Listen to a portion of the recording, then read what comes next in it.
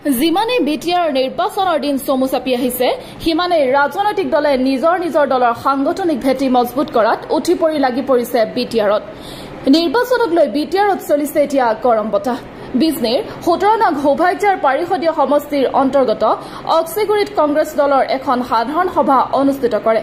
উক্ত সভাত সৌভাগ্যৰ পাৰিষদীয় সমষ্টিত কংগ্ৰেছৰ দলে নিয়োগ কৰা দুজন পৰ্যবেক্ষক উপস্থিত হৈ মণ্ডল কাৰ্যকৰ্তাসকলৰ সৈতে এখন সভা অনুষ্ঠিত কৰে। আগন্তুক সৌভাগ্যৰ পৰিষদীয় সমষ্টিত কংগ্ৰেছ দলে প্ৰাৰ্থিত্ব প্ৰদান কৰিব। নিৰ্বাচনৰ পূৰ্বে কংগ্ৰেছ দলৰ সাংগঠনিক ভেটি মজবুত কৰাৰ বাবে দলে নিয়োগ কৰা দুজন পৰ্যবেক্ষক শ্বাহ আলম আৰু গণশ্যাম দাস উপস্থিত হৈ কয়, আমাৰ কংগ্ৰেছ দল অধিক শক্তিশালী হৈ আছে আৰু আমাৰ দলৰ প্ৰাৰ্থী জয় নিশ্চিত হ'ব বুলি বিশ্বাসী দলৰ নেতা কৰ্মীসকল।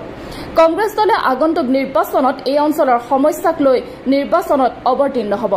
News desk report NR24। দেখা পালো আমি বিটিআৰ এৰিয়াত আহি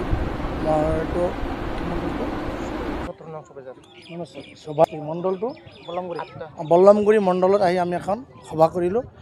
আমাক APCCৰ পৰা মাননীয় আমাৰ অসমৰ APCCৰ সন্মানীয় সভাপতি গৌৰৱ গগৈ ডাঙৰীয়াৰ নেতৃত্বত আমাৰ বিটিআৰ এৰিয়াত প্ৰত্যেক সমষ্টিত অবজাৰ্ভাৰ নিযুক্তি প্ৰদান কৰিছে।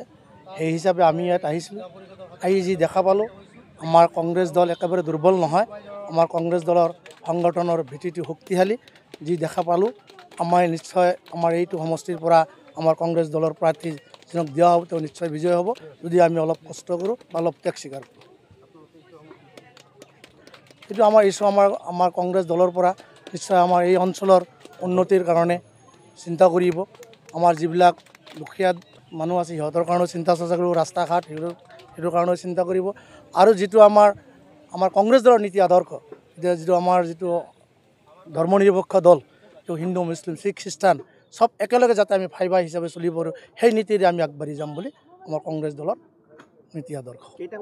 সেইটো আমাৰ সেইটো হাইকমাণ্ডে নিশ্চয় নিৰ্ধাৰিত কৰিব। এইটো আমি একো গম নাপাওঁ। এইটো আমাৰ মাননীয় গৌৰৱ গগৈ ডাঙৰীয়া আছে, আমাৰ হাইকমাণ্ড আছে, হাইকমাণ্ডে নিশ্চয় এইবিলাক সিদ্ধান্ত কৰিব।